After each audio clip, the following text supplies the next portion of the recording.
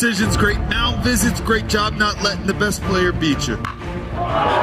This one crushed, out to right field. And it's going to be out of here.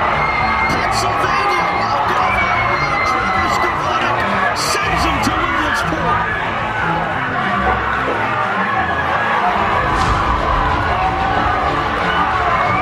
With the 37th pick of the 2023 MLB Draft, the Detroit Tigers select Kevin McGonigal, a shortstop from Monsignor Bonner High School, Drexel Hill, Pennsylvania. 2 balls, 2 strikes to Bryce Harper. Suarez delivers. Swing and a drive. Left field. It's deep. It's going. Yes! And it is gone! Yes! It is bedlam at the bank as Bryce Harper has put the Phillies on top. Are you kidding me? Oh, his 10th career home run in the postseason. And he may never hit a bigger one. What is up, Delaware County, and welcome back for episode number 47 of Delco Baseball Now. We're almost at the big 5-0 here.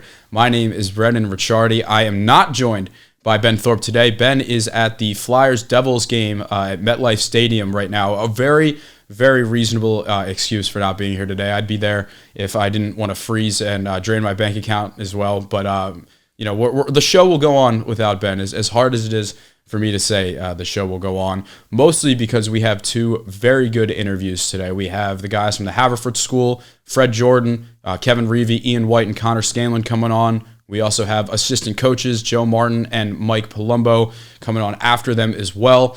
And we got our guys from Marple Newtown, the only Delco team to win a PAISAA state baseball championship. We have Bennett Cox, Jason Bennett, and Paul DeFruscio coming on as well. So another double feature for the great people of Delaware County today. As always, I got to give 2 quick shout-outs here. First, to our merchandise store. So we have it on our website, delcobaseballnow.com. There's a link that will take you to a Printify website, which is the provider that we use. We got something for everybody. We got something for you. We got something for your friends, something for your dogs, something for your dog's friends, something for your friends' dogs. There's really, the possibilities are endless on the shop. We got shot glasses for those cold games. We got jackets for those cold games.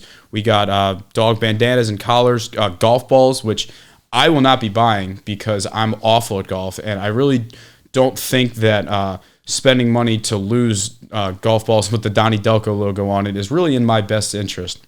So we're gonna pass on that one for the time being. Another quick shout out. We're looking for more sponsors. So we have plenty of nice wall space up here. We have we can put in little 30-second snippets, sound bites of advertising as well. That I think we've gotten to the point now where we've got a solid audience through all platforms, and I think it could be beneficial. We could start doing deals. We could do players of the week. We could do stuff where if you say, our company name when you buy something, you get a discount. Our DMs are open. That's all I have to say here. But I'm not gonna hold these interviews up for too long because there's really not too much going on outside of the at least in the Phillies realm. There's really not too much going on. We'll talk a little bit about college baseball and Major League Baseball after the interviews, but without further ado, let's welcome on the 2022 PAISAA State Champion, Haverford School Fords. All right, we are now joined by our guys from the Haverford School. We got Kevin Reavey, Ian White, Connor Scanlan, and Fred Jordan. Gentlemen, welcome to the show. How are you guys all doing? Pretty good. Thank you for having us. Yeah, appreciate it. Yeah, of course. How's the offseason been for you guys? I know that last year you guys had a successful year, a little bit of a slow start, but kind of picked it up at the end. So how's it been going for you guys? Yeah, I would say it's been going pretty strongly. I would say a bunch of the younger guys are starting to buy in. We've been going morning workouts for a little bit now, and they've been going well. Good show out by the guys. Last week we did these 6 a.m., 7 a.m. workouts. I think that we really built some strong team chemistry with those workouts. They were very challenging, and just to struggle with each other really builds a team. So. Yeah, I'd say it's been a long off season. Last season didn't end the way we wanted it to, so just waiting for this year to start feels like kind of itching to get back out there. So, I'd describe it as a long one, but we've tried to make it challenging, try to get the guys to buy in. I feel like we're in a good spot, so we're excited where we are, but we know we got a long way to go, but we feel ready. That's basically covered it. I don't know. I'll say going outside of baseball, lifting and doing some other stuff, visiting colleges, talking to colleges, like applying to a bunch of schools. I'm not really committed as the other three here, so I bet y'all's commitment process was pretty easy. I've been struggled less. You guys have no idea. Do you guys train like together, like outside of practices, like lifting, like actual training, or do you guys just go to separate places? I think it's more of separate places. Me and Reavey, our off season happens to be a little different than Fred and Ian's with the 3 sports. So we try to mix in. I mean, football, you lift almost every other day, practices, after practices, and then basketball. It's not a lifting sport, but after practices. But we would go to the gym sometimes and lift. Just try to keep up and stay ready. So like the body's in shape, but the baseball is like the part where you kind of have to just like speed it up a little more than you would like to. Yeah. What about the rest of you guys? Any guys like Ascent, EL1? Like where do you guys like to go? I don't know where you guys are from because it's one of those schools where you can really live anywhere and still go there.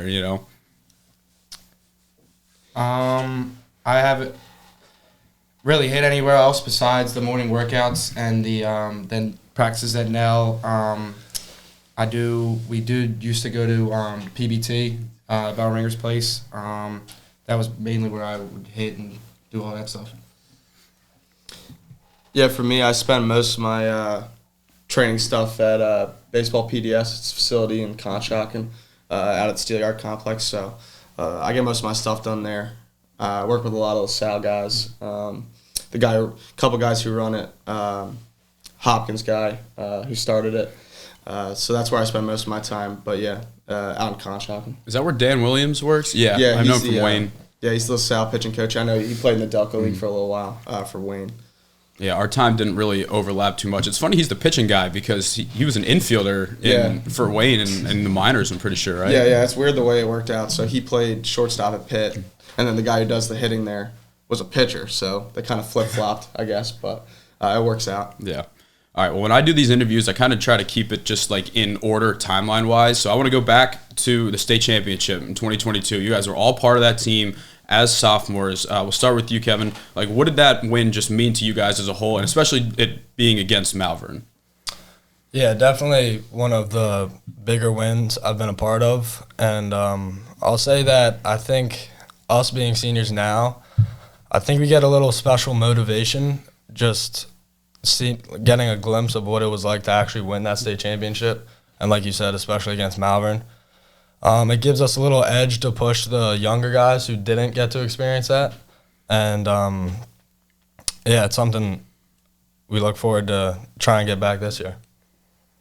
Yeah, I'd say what it does for us is that anything less than that is kind of a disappointment because you know what it feels like to get to the top of it. So, that's definitely the expectation this year, as well as winning an Interact championship.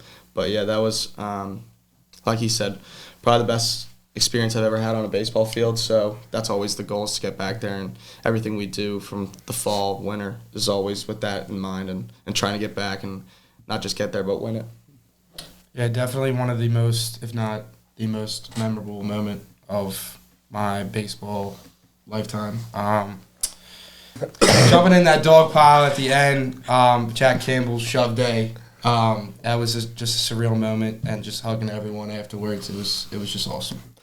I was gonna mention about Jack and all the guys. I wasn't able to really play that much for that whole month, almost just dead arm, and I really, really wanted to just come in after Jack, but Jack pulled the most complete performance I've seen out of a pitcher in my 4 years here, and just even as a team, that was the most complete game, defensively, hitting not for yourself, but the guy in front of you and the guy behind you, and then, Jack just went out there, and it was the best game I've ever seen him pitch, anyone really ever pitch, against one of the scariest offenses that I think I've faced as a pitcher in the past 4 years, and just took some balls, and I was like, wow. And it was just surreal, and it was a really weird day because it started raining in the middle of it. It was a rain delay, and I was like, oh my God, this is not helping, especially for Jack. I was super nervous, but It definitely it was a day to look at like Jack Campbell as like a pitcher to be like,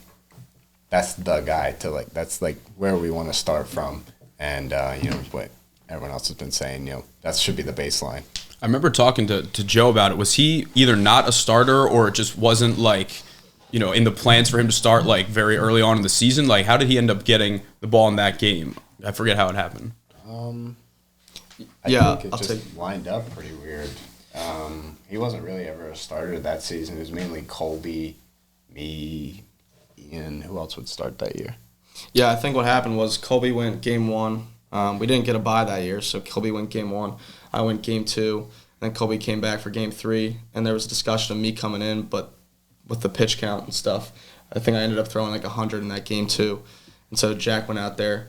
I think the funniest part about it was that he ended up throwing more innings in that game than he had thrown all year in total. Wow. I think he might have had like 5 innings pitched that year and threw 7 innings in the championship. Yeah. So, it was a full team effort, but he definitely put us on his back that day. Yeah, we actually, in our national championship for club, we had a kid throw 4 shutout innings who threw 3 innings the entire year before. And it's cool because, like, that's the great thing about playoffs. It's like, that's all, when people think of Jack Campbell, that's the only thing they're going to think of, not like anything that happened before that.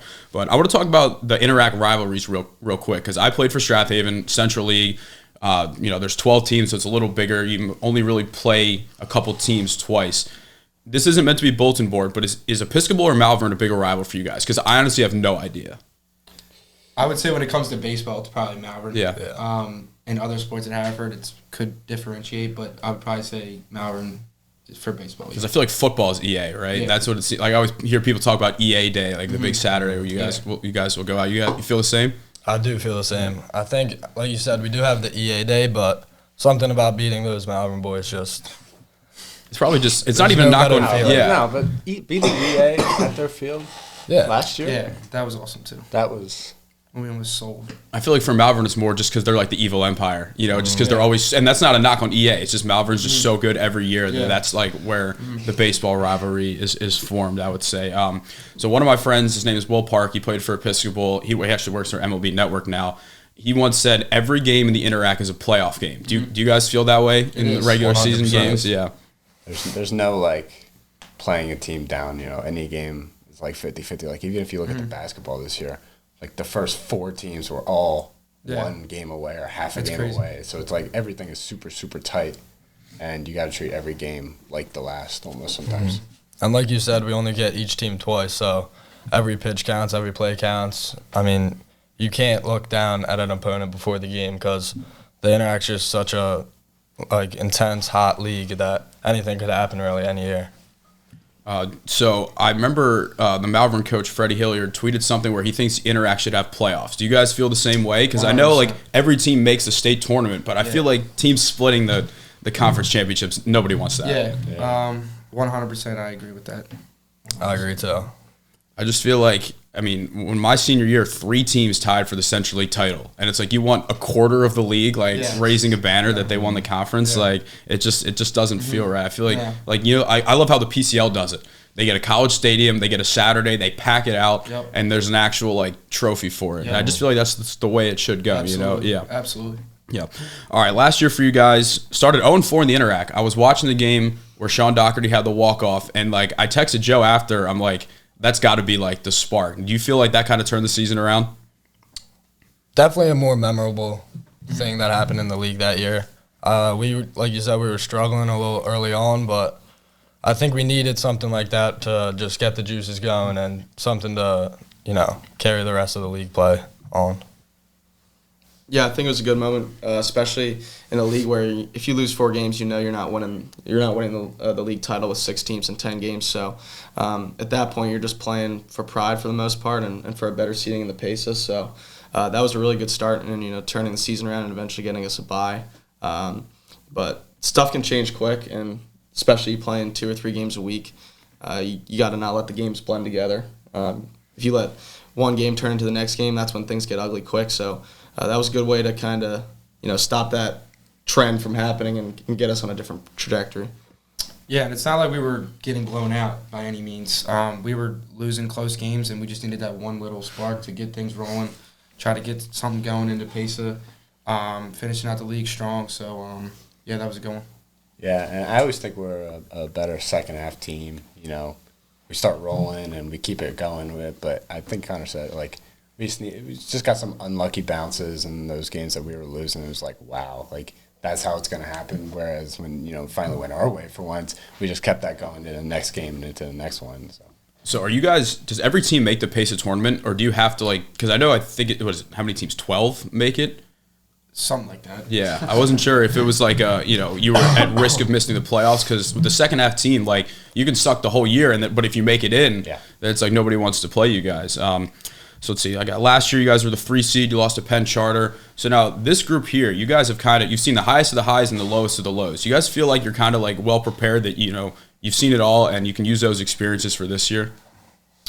Absolutely, I think that game for me personally was one of the lows that I've experienced in my baseball career. I mean, I had the ball that day, and I just struggled. I didn't have it that day.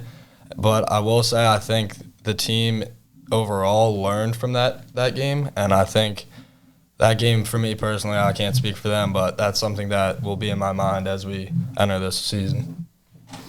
Yeah, like I said earlier on, just the way we ended last season and having the longest possible offseason's kind of just been in our mind the whole game. And for me, in a different way, that was a low because I didn't contribute to that game.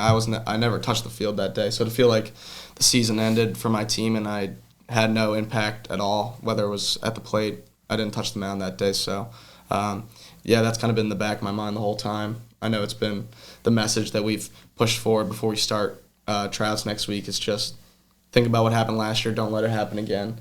And let's let the run be a lot longer this year. Yeah, us four probably having the most experience on the team, and we know what it takes to get to the top, but we also know how it can crumble quickly. So just our experience with everything the last 3 years, just trying to give that knowledge to the younger kids and try to fire them up going into the season. Yeah, definitely just imbue the young kids, especially the freshmen and the sophomores, because the juniors have kind of been there, but the freshmen and sophomores with the wisdom and the experiences that we've had. But we also want to give them one this year that they can look to and be like, when I'm a senior, I want to be just like these guys. Exactly. Set them as a bar. I remember my freshman year seeing Griggs and Eric Genther and seeing them just take BP. I was like, oh my God, I got to be like that in some way, shape, or form. Yeah. Well, and it also kind of gives the motto of I need to get a lot better if I want to be them. Because I mean, I played against Eric; he's a stud, and it's just you look at them as we're not even playing the same sport right now. When you watch them take BP. So now that senior class is gone, do you guys feel ready to kind of take over that vocal leadership? Because you can ask Joe. I was never really much of a vocal leader. It's not easy, but would you say the seniors last year were the vocal leaders? Because it depends on the team. Some guys, the younger guys, are the ones that'll talk. Mm-hmm. Yeah, I would say the seniors last year did a pretty good job of vocally leading us. Sean Doherty, for example, at the end of a tough game, he'll just give us some words of advice, and it really went a long way. And I will say that I am ready to, finally be able to be in the position to lead the younger guys this year, because last year, obviously I had my own thoughts after the game that I felt I needed to express, but I didn't feel like I was in that position to, just kind of drop my knowledge on the team. So I'm definitely excited for this year and to, lead the younger guys. Yeah, I think we're in a good spot. We have 4 guys and other guys who aren't here, just different styles of leadership. We have guys who are able to talk to you and tell you what you need to hear, but we also have guys who are going to lead by example. So we got a good mix, and I think that's going to play well, especially for different scenarios when it comes to, some guys take well when it comes to you're in your face telling them what you need, but other guys just need to be shown the way. So we got a good mix of that, and I think it's going to take us a long way. Yeah, I think just speaking to the younger kids about our knowledge of the last couple of years, just going back to the last question, but just trying to make them take in everything, take in every moment, because we got, 3-4 more months together. So just dropping knowledge on them is probably the biggest thing. Yeah, I've never been much of a talk in the group guy. I know Connor and Ian and Eddie, who's not here, they love to talk in like the groups before and after games or at practice and everything. But I've never been one of those. I like to like be on the side, like when we're doing PFPs, like while I'm waiting in the line, I'll be like, oh, dude, like do that, or like that was really good, mix that up. But I like to try and lead by example by taking initiative in practice to see someone that's not doing something right or seeing someone that's not doing anything and be like, let's go do this, figure it out. And I just try to like lead by example and make sure that the guys look to me as a senior like I want to be like him. Yeah, it's good to have a good balance. There's some guys that just aren't. Like they'll almost laugh at you if you try and like get loud or like yell a little bit. They'd be like, shut the hell up. Yeah. Like, come on, that's not who you are. And that's fine. And that's fine. All right. So I was doing my research. I believe that if you guys were to win a state championship, I think there would only be one other like class that would be able from Haverford that would be able to say they had two. So what would it mean to you guys to be able to lead that legacy of having 2 state championships there? That would definitely be awesome. And I mean, that's the goal every year. So I wouldn't say having 2 of them under our belt is like, that acknowledgeable, but it's definitely the goal every year, and it's something that we strive to do every practice and something we're always thinking about. So, yeah, I think ever since we won that first one, I kind of always had that thought in my back of mind, and I've talked to these guys about it. It's like, let's be one of the only people to get 2, because since we were freshmen, every year is important, but I kind of want to say, like, we've looked ahead as a class. We've been like, we feel like we have something special between the 8 or 9 seniors that we have in our grade, and we feel like this is something special than any of the other 4 years I've had, and I've always kind of known that since, I stepped on campus and saw what we had as a freshman. So, getting 2 is just another part of that, another part of cementing the legacy. Yeah, going out, winning a state championship your senior year, like Reavey said, it's a standard every year. Winning the Interact, winning the state championship every year is a standard. But going out like that would be pretty awesome to end your high school baseball career with a state championship. Yeah, I think the past 3 years have given us an opportunity that is special to, like, especially us 4 here, having 1 ring from sophomore year and having another as seniors, go to prom with like 2 rings on our finger, go to graduation, and we're like the guys, and I think it would just like solidify us. Yeah, exactly. It would just solidify us as just like the golden era again, and it would be really nice and just like sick, honestly. All right, so outside of you guys here, who are some players that the world needs to know about on the team going into this year? I'll name drop Jaden Rivera.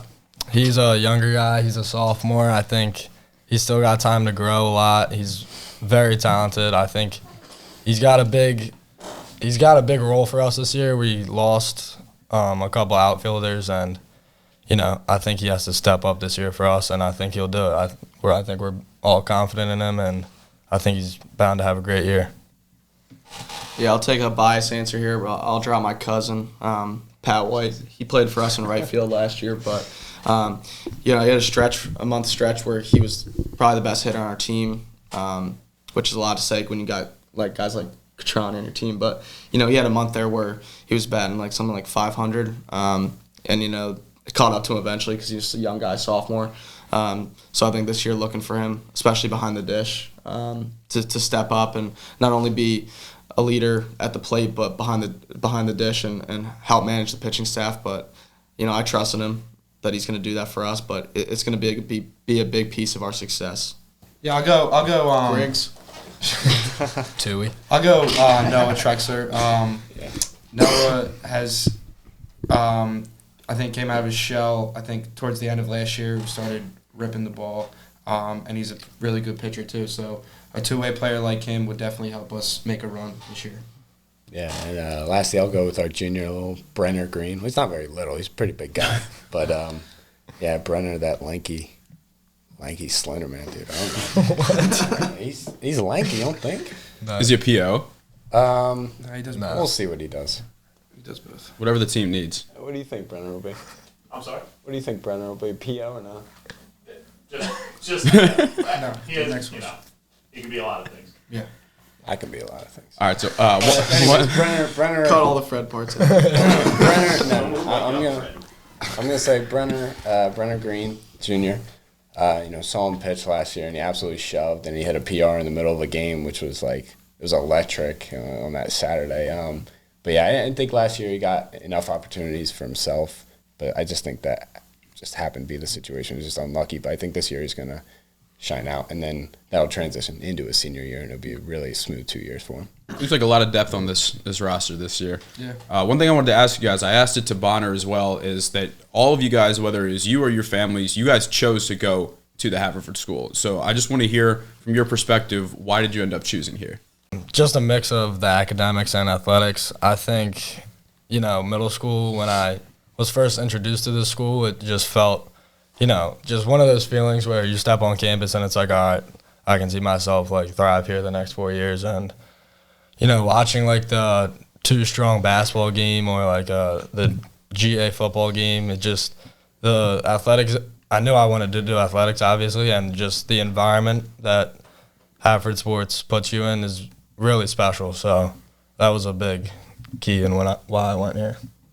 Yeah, I'll say just my parents kind of always knew what the Haverford School was. I don't live particularly close. I live out in Malvern, so it's a bit of a drive, but they knew the academic standards and like the academic like excellence that Haverford promotes, and that was kind of something they wanted first. So I never even really, baseball was never really even the thought process coming in. I didn't talk to any of the coaches until tryouts freshman year. So it was just the academics and trying to put myself in the best position for my future, and then just coming in 8th grade and seeing all the brotherhood and like we talked about, the 2 strong game with like 2,000 people there supporting cancer, and it's probably the best watching experience for a sports game I've ever been to.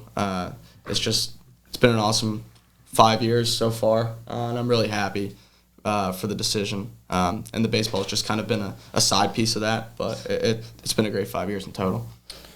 Yeah, my big thing for me and my family was we thought it would just be create better opportunities and for the future. Whether it was playing basketball, football, baseball, same thing with those 2 said. The events there were just unreal. The student section's always packed, and you're like, I can see myself playing in one of these games. And I knew guys like Cole Donnelly. Cole Donnelly was my shadow when I visited there.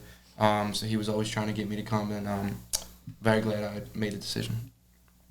Mine was kind of off a whim. COVID happened, and I was at Ridley at the time, and they kind of were like, it was in like February, I think, and they were like, we'll make this your like 2-week stint. It turned into, we were like virtual for the rest of the school year, and my parents were like, what even just happened? Like, that was just like, what? And they were just nervous that I would just miss out an entire school of just like, or an entire year of, well, I was going to miss the baseball season. I remember we were actually at baseball practice when Coach Ryan Reed's grandfather, Ron Rome, comes to us, and he was like, what's this corona thing going on? He's like, I thought that was deer piss. And we were like, oh, my God. Yeah, so then we just went home, and that was it, and didn't come back, and my parents were kind of just like, are you, like, there's this school called the Haverford School, and we were like, I was like, what? And they were like, do you want to go there? And I was like, sure. I need to get this guy on the show. He's cracking me up. Right. Yeah, no. What is this cadence? It's the most interesting man in the world. What is this cadence? My parents were like, have you heard of the school? And I was like, I kind of heard it. I know Connor, and I know Connor's been going there for a year or so. And I knew Gavin, right? I think those were the only Colby. Colby, yeah. It was like the only Ridley Bulls that I knew that went there, and I was like, fresh start, and academically, like in my household, it's always been like academics first, and baseball was just like a fun thing on the side, and then the summers, and then the fall. It's kind of all around, so maybe it was pretty big. But anyways, we went to the school academically, and I didn't even get to tour with anyone. Like, you got around with Cole and everything. I walked around with Mr. McBride and didn't go in the building because it was like illegal at the time because of COVID. So it was like, it was horrible. But It's the most legendary story of all time. Anyways, Oh, so man. we're just walking around campus, and I'm like, wow, like this is awesome, and like the campus looks great, and looking in the windows and everything, I was like, oh, that looks pretty cool too. You know, like the classrooms look pretty small as per like the Ridley ones were like. Yeah, they're massive. I have like I had like 35 people in like my health class in this tiny little room, like sardines. It's not very. It's like I don't get it, man. Anyways, Sardines? yeah, sardines, packed like sardines. Anyways, we're packed like sardines, and I was like, wow, like this would be really nice, and like having a teacher connection and everything would be really good. And you know, then I remember freshman orientation. I remember meeting Reavey. I remember you being like, I thought you were me. Like you said like, oh, new freshman, didn't talk very much, and you're like, I play baseball, I play outfield and pitching, and I was like, oh my god, that's what I do. I'm like, oh my god. Yeah. We're the same person. Yeah, I know. I was like, what? Not at all the same person anymore, by the way. But, you know, and then I also saw, like, these seniors that were on campus. There were these seniors on campus, and they were, like, sitting on each other's laps, and I was like, I'm so serious. Where are we going? Yeah, I know. This is just my It's the longest experience. answer. I'm telling you a story. I saw these guys sitting on each other's laps, and I was like, what? I was like, I've been going to Ridley my whole life. You know, guys are like, oh, you know, like being bros to like impress the chicks, but there's no chicks there. So they're like hugging each other. I'd never hugged a dude in a school environment in my life. So I just thought it was really special. And now that I've been going here for 4 years, you know, the all guys environment is honestly once in a lifetime, and I would definitely consider or recommend it to anybody. Like having a year, 2 or 4 of a single gender school it's awesome. Dudes rock. That's all I have to say. Yeah. All right, last thing before we wrap it up, I just want to talk about college. So we'll start with you, Kevin. You're heading to Army. Just talk a little bit about the recruiting process, what you liked about it, just like how you ended up there. Yeah, so wrapping up my junior year at the Haverford School, I had no interest at all. I went into the summer completely, you know, just kind of banking on myself at that point to pull something out. And by the end of the summer, you know, I had a pretty good summer and things were starting to go my way. You know, a couple schools reached out, and then the military academy reached out, and it was something that I haven't really thought about before, just because I didn't know where I stood, I guess, in the baseball, you know, division rankings, and so it wasn't really something I thought about. And then they reached out. I called Coach Traz, awesome guy, and yeah, I realized quickly that was the place to be. Like that, I mean, I've had family in the military, Coast Guard. You know, it's been a goal of mine to serve, and I figured why not do it the best way. And I mean, something I'm really looking forward to. I know it's going to be a challenge, and I know it's going to, you know, push me to my max at times. But that's something I'm ready for and something I'm excited for, and yeah, that's why I chose Army. So, Ian, I have 2 questions. One's a follow-up. The first one is just pretty much the same question about East Carolina and how you ended up there. The second one is, did you help recruit Gavin Ray and Van Wilner, or was that just a complete coincidence? Yeah, for the first question, so my freshman year, after school ball ended, played summer ball, and that summer went pretty well on the bump. And after that, it was kind of that freshman summer is when I started talking to schools. And the process was kind of long. I wasn't expecting it to be drawn out as it was, and it's interesting now seeing, you know, that wouldn't even be a thing with these new rules. Is like that recruiting wouldn't have started for me, but yeah, that freshman year and then into sophomore year, continued to just talk to schools, but also, you know, school ball through that, just lots of communication, and then ECU didn't really come on till late actually, like November. So the start of my junior year, we had been in contact for a month. I went down there, took a visit. I threw for them. I came back, and I taught. Coach Godwin, the head coach there, had actually had surgery, so I hadn't gotten to meet him in person. So I hopped on a call with him, and, you know, I kind of knew that they were going to, you know, offer me that week. So I had talked to my family, and the goal was always to just play the highest level of baseball, that I could play at. So this was the best opportunity to do that. So I talked to my family, got on that call with Coach Godwin, and I ended up committing on the call with him after receiving a scholarship. It was just kind of the right fit. My dad's like Delco side, like my dad's all Delco, but my mom is from down south, so I spent a lot of time in the south playing baseball, so I always kind of knew that that's where I wanted to be, somewhere south, so it fit everything for me, really. Good baseball, warm weather. North Carolina was kind of a perfect fit. All right, Connor, we're heading to Fairfield. You did not choose the warm weather. You chose the cold weather. How'd that happen? I don't know, to be honest with you. My goal always, like, growing up was, I want to play baseball down south. Like, down south is just a different world. I think it's night and day. But, the recruiting process for me was a struggle. To be honest, my grades weren't in the right spot. That's why some schools reached out at first, sent a transcript, really nothing back. Just got ghosted. Yeah, especially those Ivy League schools. But when Fairfield reached out, didn't really know much about them. I knew they were in the MAC with Ryder because good friend Colby, he's there. So started looking into it, got in touch more and more, started coming to our games, and then they asked me to come up for a visit. Loved the campus, loved the facilities they had. And when they offered me, it was good for money-wise, but still, like, because the financial aid might not have added up, and I didn't know if I was going to get academic money yet. And then I thought I was going to make it work. Me and my family made a decision and told them. They were very excited. And then I reached out to Coach Fay to see how if I could get the academic money to add up.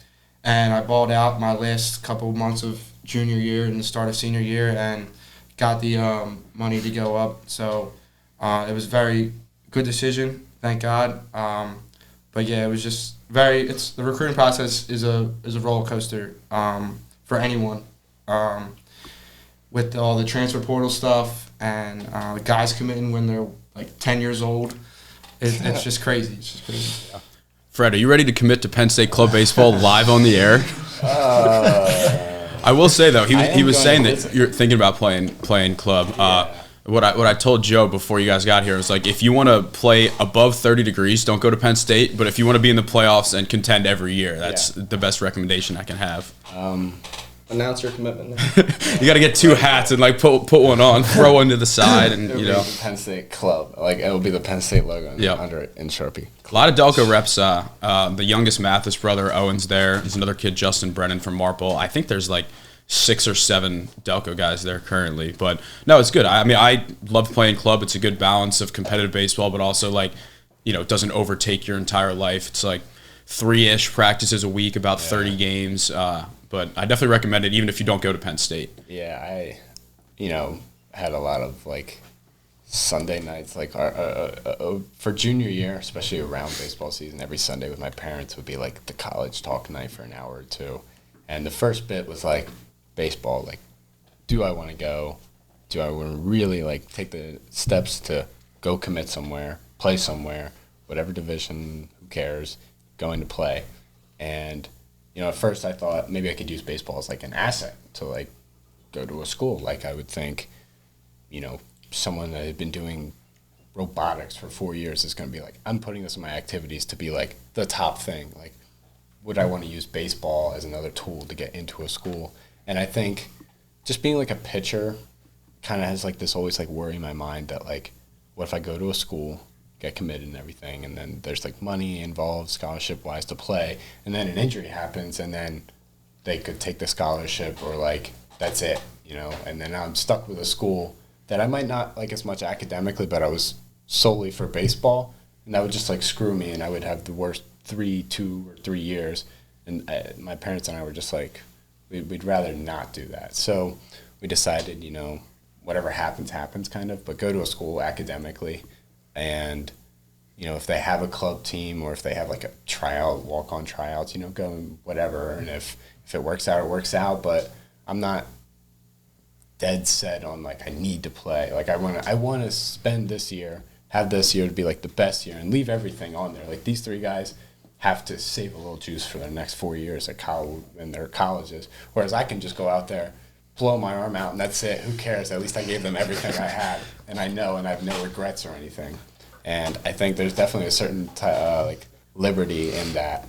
And I don't know. There's something nice about not being committed and like set in, because now I still have 2-3 months to actually decide, and I'm still getting acceptances and rejections rolling in. But no, it's definitely different, and not what I was expecting, especially freshman year. But it's interesting. All right, well, gentlemen, thank you guys so much for coming in and taking the time to talk. I really appreciate it, and best of luck this year. I'll be following. We'll get to some games of the week. No problem. Absolutely. Thank you for having us. Thank you. All right, thank you to the Haverford School boys for coming on the show today. I got to say, Fred Jordan has a job here if he wants, because that, you can't teach that type of comedy. And, just some people are born to be on camera. And I think, Fred is one of the great storytellers of this Delco generation. So, getting to talk to those guys, as we mentioned on the show, they've been to the top, and they've also had, first round playoff exits. So, they've seen it all, and I think that experience will be able to lead them to have a good 2024 season. So thank you to those guys. Really looking forward to getting out and and seeing them compete in the always challenging Interact this year. All right, so we also have assistant coaches Joe Martin and Mike Palumbo. Joe was my old Legion coach. It's crazy to say this, 9 years ago. 9 years ago, I played for him and Junior Legion, and then also in Senior Legion as well. And him and Mike Palumbo come on to talk about the team this year from a coaching perspective. So let's welcome on these guys. All right, and we now have on Haverford School assistant coaches Mike Palumbo and Joe Martin. Bob Castell could not make it today, so you guys are here on behalf. Joe, you were the first ever guest on this podcast. How does it feel to be back? It's great, man. It's been a while since I've been here, and you're doing a great job. It's pretty cool seeing all the content you're pushing out now, and proud of you. I know, obviously, when we started this whole thing, you started about how much you wanted to build it and to see where it's at now, and I know it's just going to continue to build. So I said kudos to you then. Kudos to you now, man. Just keep doing your thing. Thank you. It's been fun. I mean, we did it on Zoom. I was in my room. You were at your house, and I remember. I think after the interview, I said at some point, I want to be able to do this in person, because the Zoom, it gets the point across, but it's not anything imagine trying to have these 4 idiots on Zoom and trying to keep that under control. I mean, after Fred's just epic monologue there, I don't think that has to be in person. That's not a Zoom thing. That's an in-person interview right there, and it's cool. And it's cool to be here. If Fred wants a job at Delco Baseball now, he's got one the second he finishes up at college. But Mike, your first time on the program as well. How's it feel to be here? Dude, I've kind of always followed, from the beginning, and obviously coaching with Joe. I found out what you were doing, and I've been a huge fan. And again, you're addressing something that no one else is doing, and that's what I think has made it so popular, and it's been so good, for the sport of baseball locally and to give these guys exposure. And even yesterday, when Alden hit the grand slam, I mean, I took that and I said it in our group chat, and we, with my buddies saying, "Hey, look how cool this is," and they started saying, "Oh, what's that page for?" I said, "It's all about Delco baseball players." Yeah, thank you. It's awesome. Yeah, I mean, it's this was never meant to be a shot at the Delco Times. They're good in their own thing, which is writing. They mostly do writing. They do a little bit of pictures after games, but it'll be click the link in our bio to read the article. Meanwhile, their audience is more the parents and the grandparents. I want my audience to be like these guys, the players playing in the game, which has kind of led to more of the social media focus than when there's always a place for print journalism, but just doing the social media stuff is really what I wanted to focus on here. Yeah. But it's good to have you guys in. How long has it been for both you guys being a part of the staff? It's my first year for the second time. So I coached from 2019 up until through the 2022 season. And then I wasn't able to coach last year because I took a job where I was traveling like crazy. So it's my second time being a rookie. There you go. Coming on year 8 with the Fords here and Coach Castell. So 8 years. Wow. I still remember when you took that job. because I think I was probably still playing Senior Legion for you at that point, I would say. It was your senior year. 8 years, yeah. 8 years ago, I would have been, I think, 16. Quick math on the fly there. I wrote on my list, are you ready to talk some 2010s Nether Providence Legion baseball? But for the sake of time, I do want to talk about, though, that obviously, I can't believe writing it out 10 years ago was that season where you guys had the best 99% of a season of all time. We don't need to talk anything about what happened in the state championship, but I will say that seeing you get that state championship with these guys, it had to have healed the wound a little bit, right?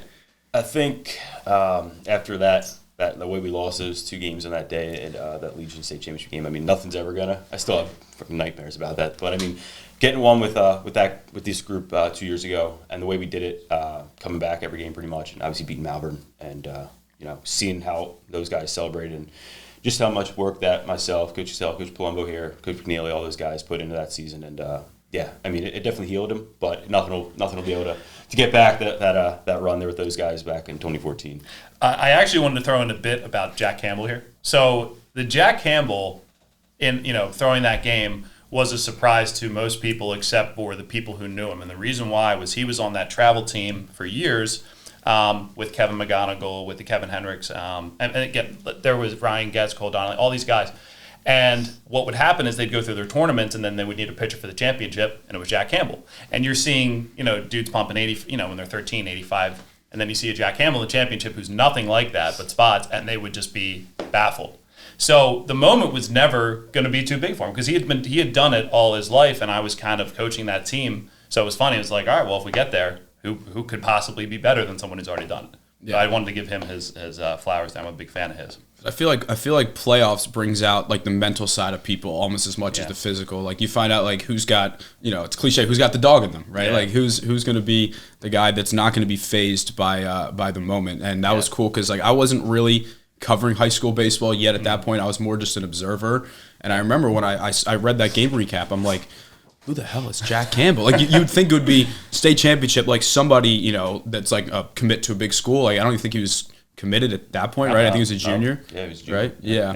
Yeah. No, that must have been just an unbelievable game to be a part of from both sides. I mean, it's 2-1, 3-2, right? 2-1. It was it was 2-1. And the scoring for us all came in one inning, and the same thing with Mount. They scored their one. Scored early, yeah. But the other side of that again. So as Fred alluded, like perhaps coming in the game, or even Kevin coming in the game. So the bullpen at Villanova is down the right field line. So you got to walk out of the dugout, walk all the way down to the bullpen. So on my walk down, there's 100 people.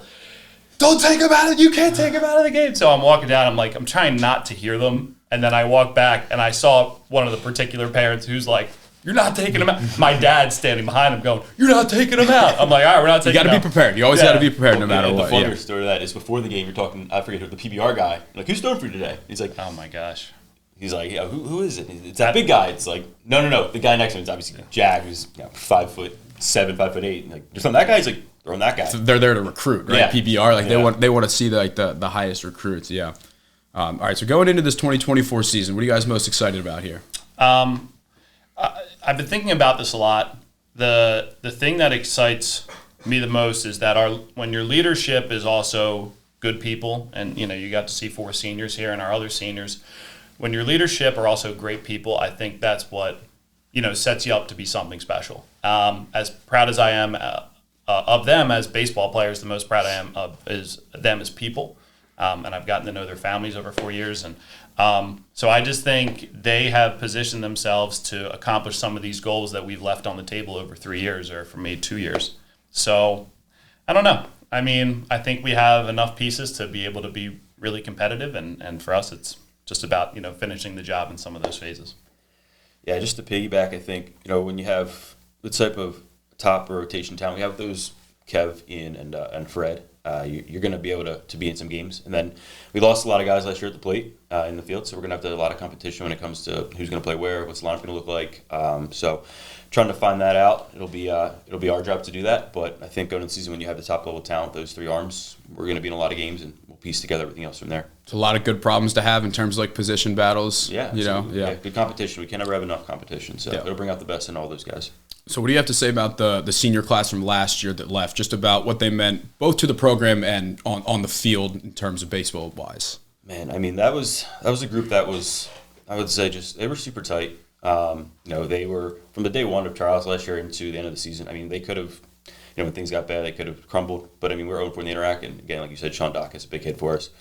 Turned the season around a little bit, and those guys stuck together. We had injuries throughout the season. I mean, Getsy goes down a couple times, and he's the glue guy, right? He's the heart of the team at that point last year, and he goes down early. And when he comes back, everything gets back up, and them to kind of keep that team together as much as they could last year. It was kudos to them again. I was super emotional after we lost last year, just because when you're with these guys for 4 years, you go really close to them, as Mike said, to their families, to them as people. And when you see a senior class like that won a state championship the year before, and obviously you don't win that the following year, it's tough. So I obviously miss those guys, but we talk to those guys, you keep tabs on them, you reach out to them, see how they're doing throughout their college seasons, and but yeah, I mean, losing those guys it's tough, but it's like Mike just said, have these guys now as seniors to try and do something and get back to that state championship dinner. That's the goal. Yeah, and like I said, so for Mark Quitrani, for Getz, for Cole, for Jack Campbell, and excuse me if I'm missing anyone there, I had actually known those guys since they were 11, 12 years old, because I started coaching them back then. So it was a little bittersweet, and again, not being able to coach was really difficult for me. So I can more speak to them over their lifespan. Super competitive guys, just winners all around, winners on and off the field, and yeah, they did. They set that standard in 22 for what that kind of winning can feel like and taste like. So. So, Joe, you mentioned when we were booking this interview that you wouldn't do it unless these 4 guys were together. So what was it about this group of 4 that you needed them to come in together? I mean, look, they that state championship run, they were huge contributors throughout the entire season. I mean, Fred said he had dead arm, but he was our innings leader that entire year. Like, he carried us to that point throughout the early part and middle part of our seasons, and unfortunately he couldn't go in the playoffs. I mean, Kev closed out 2 of those playoff games for us, coming in huge moments. And, Ian obviously started, was a huge part, was our DH that year, and then Connor was starting shortstop as a sophomore. I mean, they're the core 4 right now, as they call it for the Yankees back then. They're the core 4 for us. Their leadership drives our season this year, and they've done a great job of that. But, I mean, you can't have the 24 Fords without those 4 guys. They're the leaders of this team, and, I don't think we should do this without those 4 guys here. Yeah, and just piggybacking off of that point, again, I think they embody everything that's good about our program and that we want to make better about our program. Like, again, they all talked about having higher expectations for this year. That's what makes them special, because they're not satisfied with doing it once. We're not satisfied with not being in Interac and, not having some of the seasons that maybe we wanted to. So I couldn't be more happy that they're the ones representing, our program. You got 2 ring fingers for a reason, right? Yeah, right. Can't leave with just one. I know, it's always the man. goal. Yeah. Like I told you back then, once you win one, you always want to win another one. That graphic I made up, I remember. Yep. Yeah, it drives those guys too, like I just said. Yeah. So I'd originally just written this question for Joe, but obviously this can get to go for both of you guys. You've been coaching for a long time, obviously in different roles, whether it be head coach for Legion, for travel, assistant coach here. How do you feel like as a coach you've kind of matured over those years? I don't even know where to start. I mean, it's been 9 years for me, and you cringe looking back at some of the things you did when you were like 19. I was coaching the freshman team at Carroll. Like, yeah, I think the best thing I learned was from a guy, shout out JT Fisher, if you ever see, I don't even know if he has social media. I think he lives in the woods now, but like, he taught me to say less, do less, be simple, make the game about the players. The player, we were coaching in a tournament one time. We lost a championship game, really tough. Like, and I felt like I was responsible. He's like, look, kid, the players, those are your trophies. That's how we talked. He's a fascinating guy. I thought you were going to say the players lost this game. I thought that's the advice he was going to give you. Like, no, you didn't lose it. They're the ones that were out there. No, he always said, he's like, look, the players are your trophies. Shine the spotlight on them, and less, be simple. Keep it simple when you're teaching them. So that's what I've tried to do. I've tried to take everything over years, and it starts here, and you try to really bring it down and just get your point across in one sentence as opposed to 5. Yeah, just like I said, I was 19 when I started head coaching at Legion, and then you go through that for 6-7 years, and by the time you're done, it's 24. And obviously started here when I was 23, first year out of college. But I think, when I was able to be at University of Penn for that 1 year as an intern with that staff, and obviously see where they're at now, that was something great for my maturity, just to being around a college program and see how it's run. And then, when you're 19, like Mike just said, you're doing some crazy ass shit every day, right? I mean, as a head coach, I look back now and stuff I did, I was like, wow, it worked, right? We were successful. But, I mean, you learn from a lot of things, and we continue to learn every day. I think we don't go into a season like we got all the answers, we know what we're doing. Like, dude, we're learning something new pretty much every day that we can do to better our program, better practice, better game planning, everything we want to do. So I think we're always learning, but you got to take those lumps when you're younger to figure it out for sure. And I think the most important thing is keep it simple. All right, you guys are going to fill in the blank for me right here. Okay. The Haverford School will be the state championship this year if blank. What needs to go right? A lot. Like everything. I mean, it kind of just blends together. For us to be the state championship, everybody needs to be committed to giving a lot of themselves to be a part of the team. I would rather us set records there and team records, and I know our players would rather set team records than individual records. So everyone needs to be willing to give up a little bit of themselves to be part of the larger goal. Yeah, I think what these guys said, buying in. I mean, knowing their role and exceeding at their role, whatever it is, you're either a starter, a reliever, a guy comes off the bench, a hit guy that starts, if you're in between, you're platooning with guys. It's just whatever that role is, it's gripping it and then taking it high as you can and really just expanding and doing the best that you do at your job that day and again buying into what we're trying to do throughout the season. All right, well, gentlemen, I wish you the best of luck. Thanks, Thank man. you for coming Appreciate in this it. year, and hopefully this won't be the last time you guys are in this year. We got a long season ahead, so we'll be making our rounds to games. We'll be keeping tabs, and see you out there. Yeah, best of man. luck to you Appreciate too, it. man. Thank you. All right, thank you to the first ever guest of the Delco Baseball Now program, Joe Martin, and also Mike Palumbo for taking the time to come on the show today. It's no surprise why this program is so successful every year, when they're as well run as they are. Hopefully we'll have head coach Bob Costell on, who is in his, I believe they said 32nd season coaching the Haverford School. What a run. I believe 4 state championships. I want to say 4 off the top of my head in that time frame since they joined the PAISAA. So really great to catch up with Joe, now a recurring guest on the program, and just hear from their perspective what makes this group so exciting and what they think it's going to take for them to be able to be back on top and dethrone their rival Malvern Prep this year. So we're going to switch from the private school world to the public school world here. We're going to welcome on the Marple Newtown Tigers. We got Bennett Cox, Jason Bennett, and Paul DeFruscio on to talk about what it's going to take for a very exciting Marple Newtown team to get back in the state playoffs and try and capture their second state title. All right, we are now joined by our guys from Marple Newtown Baseball, Jason Bennett, Paul DeFruscio, and Bennett Cox. Gentlemen, thank you for coming on the show. How you doing?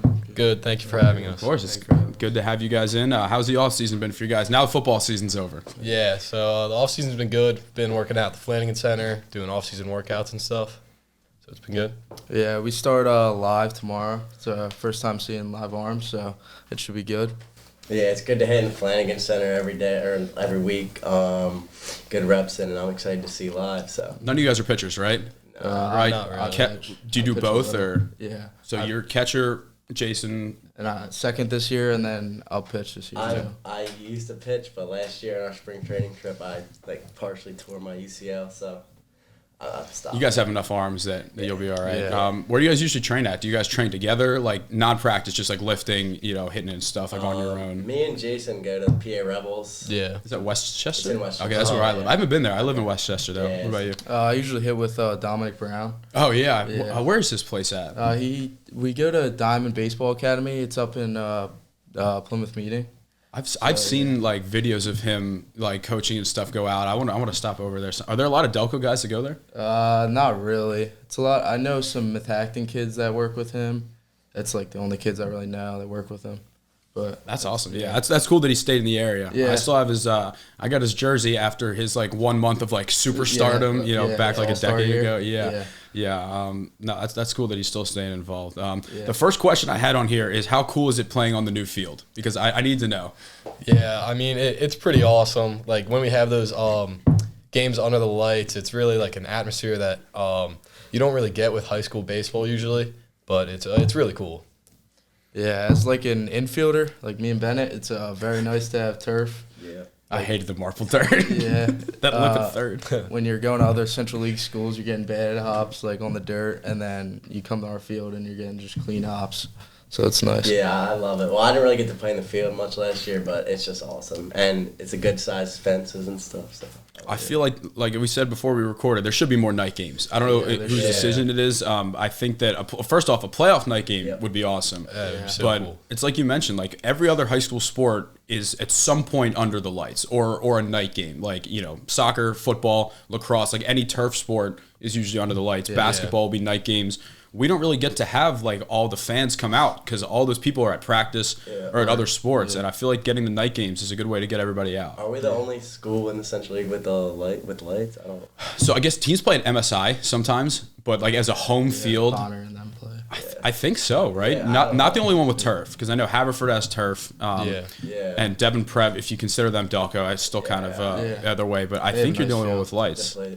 I don't know that. Because like my old roommate, he's from Virginia, and he said every high school baseball game he played, home or away, was at 7:00.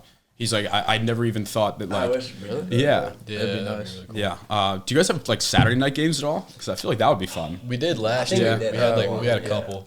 I feel like that would be just like good to get people out. You know, like any.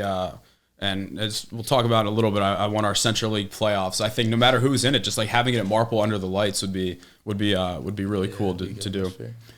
All right, let's talk about the 24 Marple Newtown Tigers. So outside of you guys, who are some people that the world needs to know about on the team? Well, definitely our center fielder, Lucian Berger, Fairfield commit. I think he's gonna really have a good year hitting. We have a lot of players returning, so it should be good. We got pitching. Our pitching should be good. Jack Mahalik, he's going to be really good this year. And also, I think Nick Puglisi is going to be pretty good for us. I was watching him pitch in the bullpens. He looks pretty good for us. So I'm excited for our pitchers to work. Yeah, we have some young guys that started for us last year as freshmen, Aiden Kern, Jackson Berger. So we're going to count on them this year, and hopefully they have a big year. And also Brick, our third baseman. His name's Aiden Pearson, but we all call him Brick. Where did he just commit to? I made a graphic. Northampton. That's right. He was a JUCO. Yeah, that's right. Great guy. You guys didn't lose too many arms, right? We got everybody back. Yeah, I was about to say who started the playoff game? Jack Mahalik. Okay, yeah, because I just remember when I was doing like kind of like my early prep, I'm like, I feel like all these arms, which is good. They were on the same roster. Yeah, well, because when we had our Strathaven guys in. You know, we asked like who else in the Central League you think are gonna be good. They all just said Marple. Like, it's the same. It's the experience. You know, they all have experience. All our arms. They all pitched last year, so that helps a lot. Got the nerves out of the way, I think. Yeah. So. All right. So now that the senior class is gone from last year, how do you feel like you guys are prepared to kind of take over that like leadership? You know, you got to be a little more vocal now. I think it's gonna be pretty easy. I mean, last year we only had a senior first baseman starting, so it was really on us to be the leaders last year, and this year I think it'll come pretty naturally to keep it going. Yeah, just like Jason said, I think it's kind of like the same as last year, just us doing the same thing. I feel like last year helped us a lot into this year because we kind of had everything on our shoulders last year, so it'll kind of help us out this year. Yeah, I guess the big thing, we just have to set an example. I don't know, just always do things right, clean up, so teach the younger kids, because a bunch of us are graduating this year, so they got to take our role next year, and it's a big thing that we got to be a leader for them. Yeah, because it's hard, because like some people, they're just not built to be like vocal leaders, more like lead by example. I think it's good to have a good balance of a little bit of everybody. So unfortunately, he couldn't join us today, but Toby McCart was named the full-time head coach. He was the interim last year. What do you guys just have to say about him, what he brings to the program now that he's like the guy here? I think he's awesome. I really like him. He brings a stability that we need, and last year it was hard with him coming in like at the very start of the season, pretty much. But now to have him for a full off season, I think it'll be good. Toby's just like great dude. I mean, good guy to play for. You'll put it all in the field for him, and I love playing for him. Yeah, I love that. He's a great guy. One of my favorite coaches I've had. Just awesome. He's a good guy for the kids, for the parents too. Good communication. So he also sets us up well. He gets good connections for us too with like outside, like summer baseball and also college. So he used to carve me up in the Delco League too. He throws from like a weird like I'm sure you've probably seen it, but he throws from like a 3/4-ish slot. And back when he was in like his peak, like he was throwing like upper 80s like in the Delco League at this angle. I didn't have a chance. But I wasn't gonna say, I think he went to Marple too, right? Yeah. So it's got to be cool, like to be able to have someone that gets the program and gets like the community around. So obviously for you guys, it was a very good regular season. The playoffs didn't go the way you wanted. How do you take like what you learned from that game and kind of fuel that for this season? I think we learned last year that we really just need to keep our energy high at all times. Like when that Oxford game, we didn't come out the way that we should have, in the way that we have shown earlier in that season. But if we keep our energy up, I think we would do great. There's no team that really should handle us like that. I think last year really showed that you can't win on talent alone, because we had ups and downs all year, and that playoff game really, really showed that we can't just win off talent alone. And we need to bring our energy every game, like Jason said, and just put it all out on the field. I think it was awesome that we had a home playoff game last year, but I also think it made some guys more nervous because we did have a good amount of people there, and a lot of those guys did not play like the year before, so they were like, this is their first ever playoff varsity baseball game, so I think they're a little nervous, and to get that out of the way, that this year we should be a lot better. Yeah, and even in a loss, it's good to have you have that experience now. All the guys, like you said, for the most part, were there for the game. Like they know what to expect. You won't be phased like like the way that last year. And also, I guess from the energy side, that Oxford team, they had to play to get to you, right? So they kind of already got like rolling a little bit. They had, because we beat them 2 years ago, so they had a. Oh, that's right. I forgot about that. Yeah, because I didn't really last year was my first year like really covering it. Like I kind of followed along like from the outside. But what were some of the best moments from the 2023 season for you guys? Because until that last playoff game, like it was a very strong year for you guys. I guess just coming together and playing with the same guys that I've been playing with all my life was just pretty awesome. And I mean, the best moments of the season, I think, were just like after Sunday practices, going out to eat with my friends and all that. So I really loved all that stuff. Yeah, last year I think it was Myrtle was probably my favorite part. Yeah, Myrtle. And then when Jack Mahalik hit a walk-off against Pencrest. Oh, yeah, that was I forgot about that. We beat Upper Darby in like a close game, and we went out to Freddie's to eat, and that was fun. So yeah, that was fun. Those two were my best. All right, so this might be a dumb question, but who do you guys consider the biggest rival? Because in most sports, it's Springfield. Would you say for baseball it translates? Because I know in football, that game just feels like the biggest rivalry game. But it kind of changes by the sport. Yeah, honestly, for me, I think it's Strathaven. That's honestly what I was going to guess. Yeah, going against them, I've been going against them in tough games like my entire high school career. So that game means the most when I play.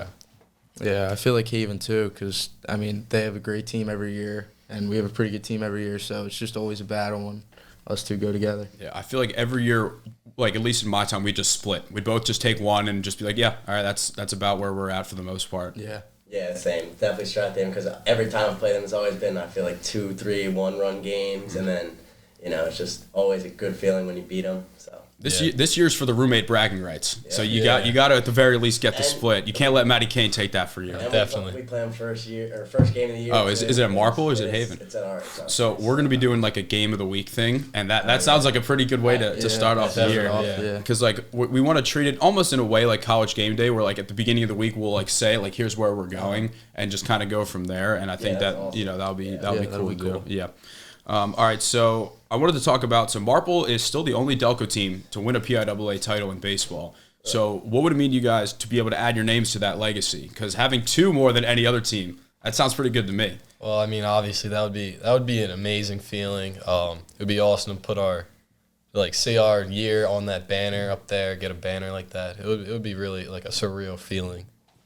Yeah, I mean, I think we all have been thinking since freshman year, like our senior year is going to be the year. Because we knew we all have the talent, and we just need like the maturity and the experience. So I think we all think that this is the year we can do it, and it'd be awesome if we could do it. Yeah, we all talked about it freshman year, and then now it's actually here. I think we do have a very good shot at making it like very far this year. So it'll just come down to whoever we play and who we face off against. But so how many seniors you guys have this year?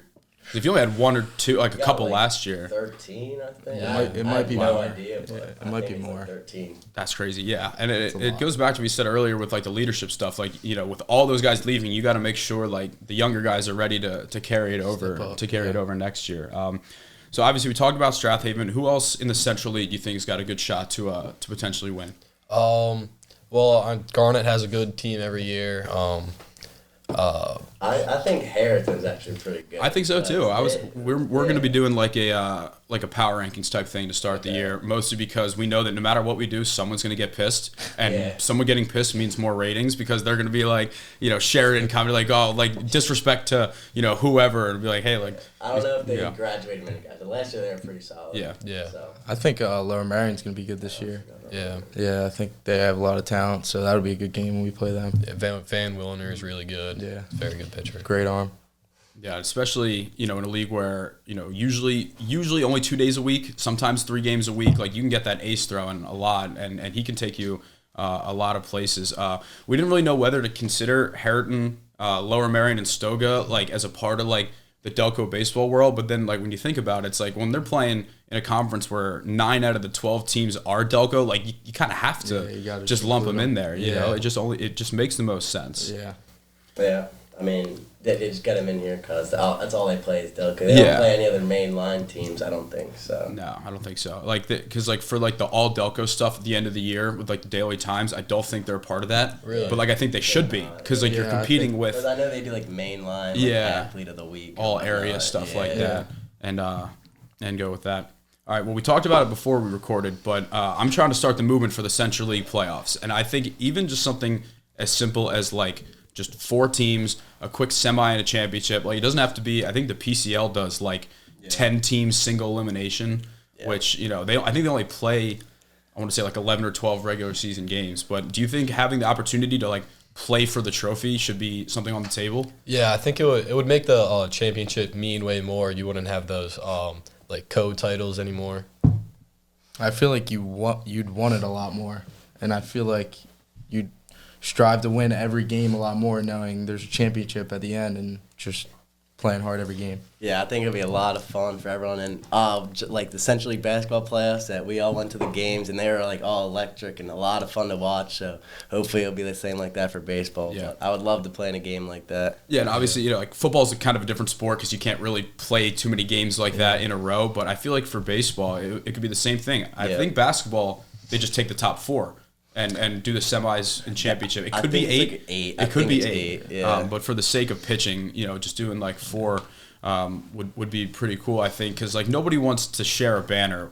And also in baseball, teams change so much throughout the year. Like you guys play Haven on opening day. You guys are both from a player standpoint and like team chemistry and everything are going to be so different than what you are the last week of the season. Yeah, absolutely. I feel like the atmosphere in that championship and semifinal game would be awesome. Yeah, it'd probably be the most fun game I've ever played in. Yeah. What are you guys most excited about for this season? What do you think, like, just from a on the field, off the field standpoint, just looking forward to? I'm excited to just finally put our senior year together. We've said, we've been talking about it for a very long time. To just finally get that done would be cool, and hopefully be very successful.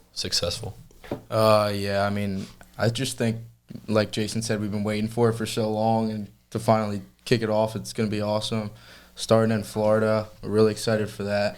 Playing good teams down there, and we'll just see where the season goes.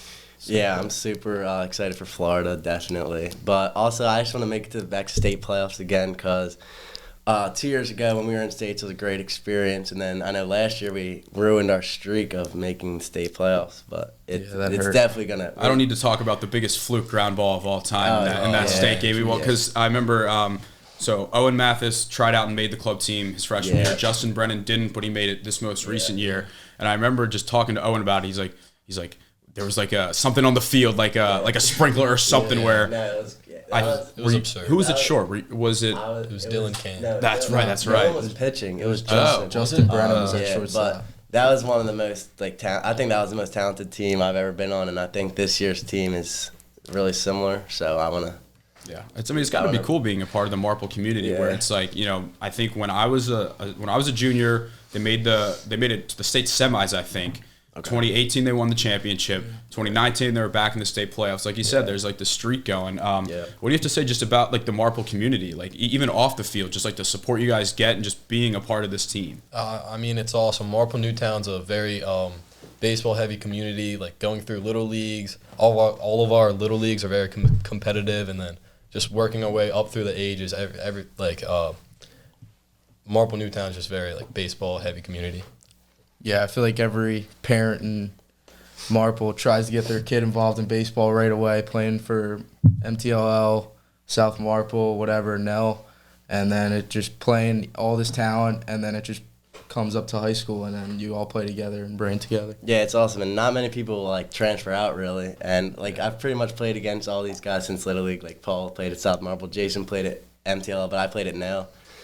We always used to beat them. Rivalry. Wow. That was my next question, actually, if you guys grew up playing with or against each other. Because for me, it was like I played in media, and if you didn't play in media, you played for Nether Providence, which wasn't Little League. It was Cal Ripken. So we never really played against like those kids for the most part. But that's a good point. I feel like most Marple kids, like Chris Newell was different because like Malvern Prep, probably gave him like a full ride and said like, hey, you come to us, we're gonna get you drafted, and that's different. But I feel like that's definitely something I didn't really think about, that people want to play for Marple. And especially with our new field, I highly doubt anyone will go to Malvern or Haverford School or EA or whatever. I feel bad for the seniors that had to play at Gauntlet their senior year and then didn't get to play on the turf field. We played at Thomas. Was it Thomas? Okay. Field. They were not very happy about it. Did you ever have to play at Gauntlet? Because we did for Delco League when Marple was under construction. Freshman year, we played at Gauntlet. We practiced at the Gauntlet that year. Practice. You'll be used to any bad bounces after playing. Field stinks. All right, real quick, I want to talk about college. So, Jason, you're heading to Rowan. I want to talk about just like how the recruiting process was for you, how you ended up landing there. Like, just talk me through it. Yeah, well, so I really just wanted to play, and for me, I'm going to be a mechanical engineer in college. So that was pretty big to find Rowan, who has good engineering and a good baseball, good size. So I thought it was just a really good fit there, and I'm excited to go there. Paul, are you ready to announce your commitment to Penn State Club Baseball live? I said the same thing to Fred Jordan in the Haverford interview, but you are considering playing club somewhere. Yeah, I was earlier in the year, I was thinking about going to play JUCO baseball, but then I kind of switched my mind around like December, kind of, and I just thought club would be better for me. It's more laid back and stuff like that, and I was, I just thought it'd be easier for me. Yeah, I mean, at the end of the day, like, go to a school where if you don't make the team, like, you'll still be happy at. Yeah. If you go down south somewhere, you don't have to deal with Penn State's, like, 25-degree weather. Yeah. But you can team up with the Marple guys. But either way, I have nothing but good things to say about club. It's the perfect balance between you get to play competitive baseball, 25, 30-game season, 2 or 3 practices a week, but you still get to have, like, that that free time and social life, and especially, we had guys drop down from the varsity team because they were in engineering, and they're like, with the D1 schedule and engineering, they're like, you kind of have to pick one or the other. It's just crazy. But Bennett, you're heading to Canisius, which is in I want to say Connecticut. It's New York. I knew it was somewhere like I was thinking Fairfield. So over the summer, they weren't like the first school that I was looking, but then they like pursued me really hard, and then I went up there and I love the coaches, great guys, and they have really nice facilities up there. And then I just committed. But I was at their game yesterday against St. Joe's. Was that in Philly or? It was at St. Joe's. Yeah, okay, I don't know why they're not down south right now. I was gonna say that they just have this one series, and then next week they're going to South Carolina, I want to say. But they got walked off, but it was still a cool game. It's really cool to watch because I've never watched a college baseball game in my life. Like in person? Oh, wow. I've never seen one. So it was a cool experience. It's cool to see how everyone has their shit together. And also, our old varsity coach Zimmerman, his son plays at St. Joe's, so we played against him. Luke Zim, he's on my Wayne Delco team, the hero of that 2018 Marple team as well. All right, well, I just want to thank you guys for taking the time to come in today. We're looking forward to the season. Anything you want to get off your chest while you're here? I got nothing. Yeah, we're all good. All right, thank you guys for coming in. I'm sure this won't be the last time we get some Marple guys in here. It's going to be a long season. Looking forward to it. See, first game's March something against in Florida. 14th, I think, our first game. Usually streamed on Game Changer, right? Yeah, we'll be tuning in. Yeah, all right. Thank you guys, and we'll see you soon. Thank you for having us. All right, thank you to the guys from Marple Newtown for taking the time to come on the show. A very exciting team, as they talked about. It's very exciting when you have a senior class that big who's been waiting for this moment, to be able to play together for a long time. Obviously they mentioned they grew up playing against each other. They've been playing with each other for a long time. And it's an exciting thing when a group this big, I want to say my senior year, I think we had 12 or 13 as well, is able to kind of come together for almost in a sense the last dance, because they've been dreaming of the time where it's their show. You can be playing together for as long as possible, but until you're seniors, especially in the high school world, like this is your time to run the show. And I think they're going to take full advantage of that. They got a lot of talent coming back, and they seem to have their the right mentality about the way that last season ended and what they need to do this season to kind of avoid having the early playoff exit that they had last year. So thank you to those guys for coming on. And as I said, I don't think this will be the last time anyone from Marple is on the show this year.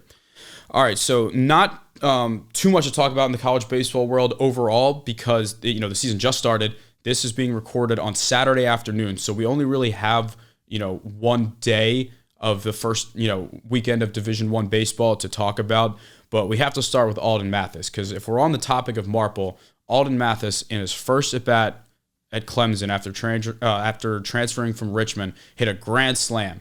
He came up, he was an 0-2 count to start, worked his way back, and hit a 106 mile an hour off the bat home run to right center field. And that's the way that you get your new teammates first off, but a new community on your side, because this is not obviously a shade at Richmond, but going from Richmond to an ACC school in South Carolina, like it's a different size fan base, right? Like you're playing in front of thousands of people now, when at Richmond you might not have been playing in front of multiple thousands of people. And to go to a top 10 program like Clemson, especially cool having an orange Tigers jersey back on, I might add, but to be able to go in there and that'll buy you a little leeway if he starts to at any point struggle. Be like, hey, like this guy hit a grand slam on opening day for us as they beat Xavier pretty bad, and very very cool moment. I'd say the first true Delco baseball moment of the year was that swing right there.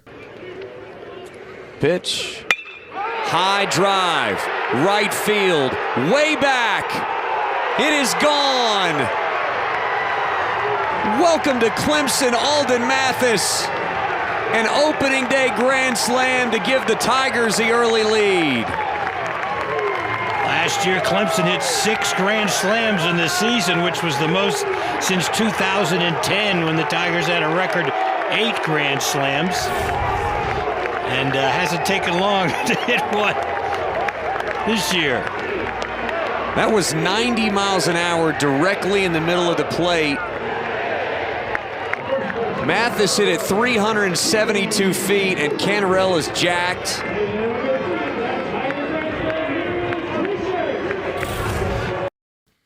We also had Cabrini. This was last weekend. Cabrini had their season opener. Unfortunately, their final season opener, because the school will be shutting down after this season. But they got an opening day win.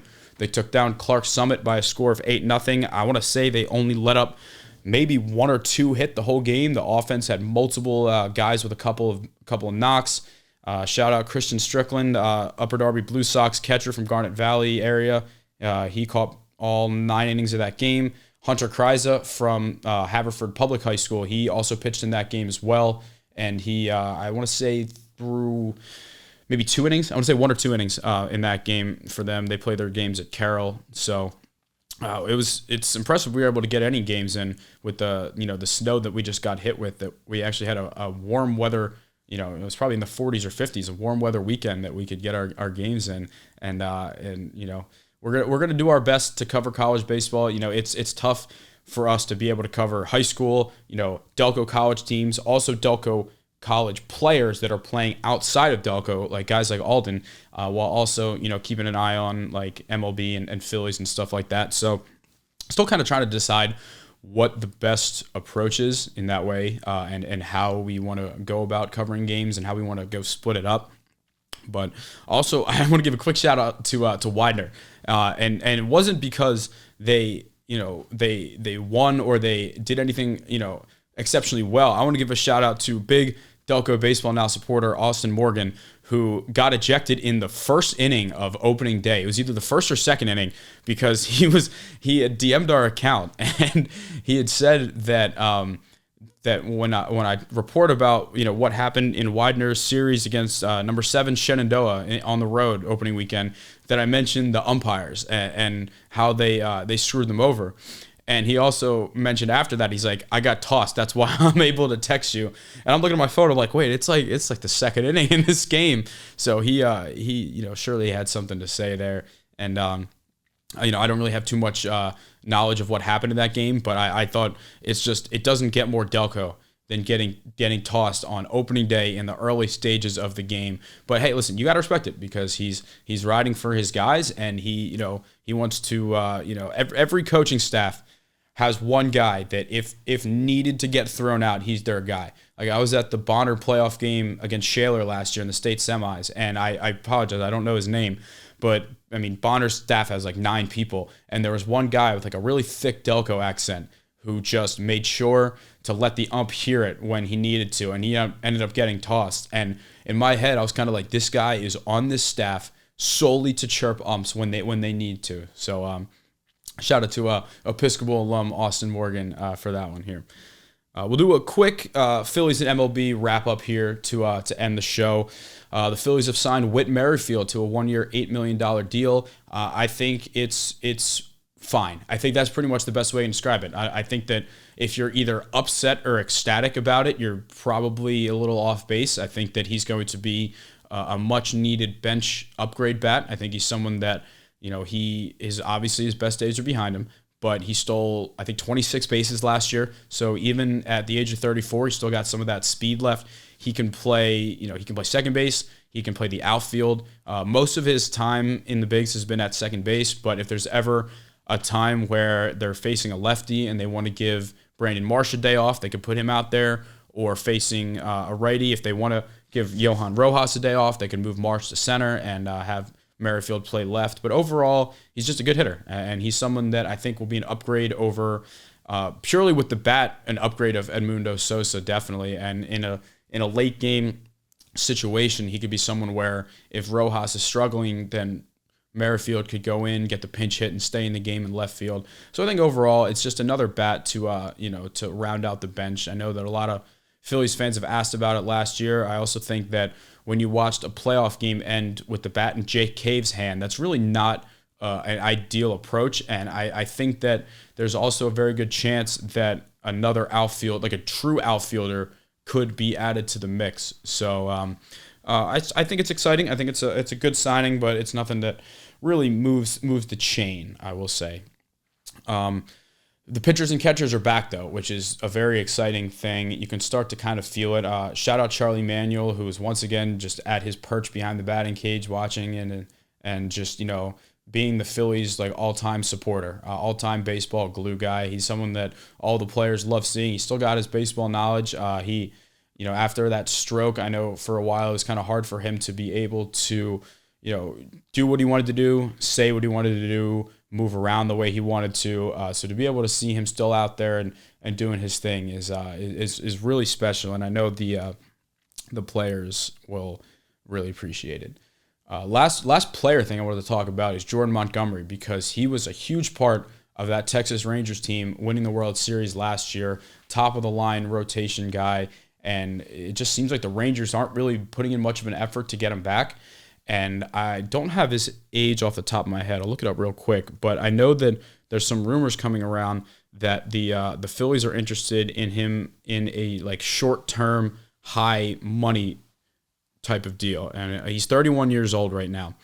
So if they could get him for really anywhere less than like 4 years, like 3 or 4 years, he's also a guy that doesn't necessarily rely on velocity. So I think kind of like Aaron Nola, I think he could age well and be somebody that, could still have a couple good years left in him at, his mid-30s, upper 30s, whatever it may be. But, the Phillies right now, I would argue, probably have a top 10 rotation in all of baseball. Probably not top 5, maybe potentially. But adding Jordan Montgomery, if you go Zach Wheeler, Aaron Nola, Jordan Montgomery, Ranger Suarez in a playoff series, there's a very good chance you're going to have the better pitcher in every single one of those matchups, depending on who you play. So I think if the money's right and Montgomery wants to come to a winner, I think that's a perfect deal. I don't think that the Phillies will be willing to give Blake Snell or Cody Bellinger the money that they want or the years that they want. So I think that's kind of a tall task. Last thing I wanted to talk about Phillies-wise is the leaked City Connect jersey. So editor's note, I'm also the editor, note to myself to put a quick picture of the City Connect jerseys in here, because if this is all rumors at this point, if this is what they officially plan on doing, I'm going to be pretty upset, just because I feel like the color scheme really wasn't the issue here. It was more the execution. Like, I think that they had something potentially good with the powder blue and gold, or like even the navy blue and gold for like the Pennsylvania State flag, or you want to do something with the blue and gold, like that's fine. But I don't really like the whole like two-tone going from the top to the bottom. And the worst thing that I'm scared of is I don't know what the pants are going to look like, because they've made so many of these teams wear like black or like navy blue pants that it just doesn't really make sense to me. It's not Major League Baseball. That's a college thing, and that's not a knock on college. It's just a fact that so many teams like Louisville, Vanderbilt, Texas A&M, like they'll do like the random color jersey and the same color pants, like Campbell, like they have the black, and I just think I need to see them on the field first if this is actually the ones that they're going to go with. I hope it's not. Maybe it's something where they leaked it so they could see the fan reaction first. But either way, I'm not too excited about it. And while we're on the topic here, I have this note in the MLB offseason is that the Fanatics is ruining the Major League Baseball jerseys. I mean, you've seen, and if you haven't, it's been going around in spring training that Fanatics has taken over from Nike for like the main jerseys, and it's just pardon my language, a shit show right now. It looks like you're getting a jersey from DHgate, just like the stitching. It's not even like embroidered on. It looks like it's printed on. And if my dad's watching this, he's like one of the biggest jersey. I don't want to say snobs because that's rude. I want to say jersey like aficionados, if that makes sense in this scenario. And it's something where it's just like. I'll say purist. I'm a jersey purist. I think that's a good one to say here. And it's when it's affecting the quality. Like the nameplates are smaller. It's not stitched. It just like looks like they're cutting costs. And it's like you're Major League Baseball. You got billions of dollars, and you can't afford to hire a company that's going to give you good merch. Like it's just a joke. And I feel listen. If at the end of the day for the players, if it's more comfortable for them, they're not going to complain. They don't care if the nameplate is a little smaller or the numbers are, a little different font, whatever. Like that's not what they're getting paid to care about. But yeah, that's my rant on Major League Baseball jerseys. And that's just something that I hope Fanatics gets together before the season starts. We'll see. But at the end of the day, once that first pitch is thrown, none of this crap matters. So that's all I got for this installment of Delco Baseball Now. What a great interview with our Haverford School guys, with our Marple guys. We got some more interviews planned coming up. As for the show, I think once the season starts, we're going to try and get on more of a consistent, Sunday night schedule, like try and have it out by each Sunday night so people know when to tune in. But we got baseball games in less than a month, which I'm so excited for. I'm glad, we've been able to figure out a way to keep the content going even when there's not games going on. Like we took a little break after the Philly season ended in October just to kind of like decompress a little bit. But we're back and we're not going anywhere. Make sure, as always, to like and subscribe. Make sure to follow all of our different social medias at Delco Baseball. Shout out producer Rob for hooking us up in INR Studios, Garnet Valley. If you're another fellow podcaster, you're a musician, make sure to come schedule a session soon. As you can see, we got a lot of great space in here. We got the recording studio. We got couches as well if you want to have a little more casual feel to your show. But we're right next to Ascent Athlete in Garnet Valley, so we're in a good spot in Delco here. But as always, thank you all for tuning in for the program, and we will see you next time.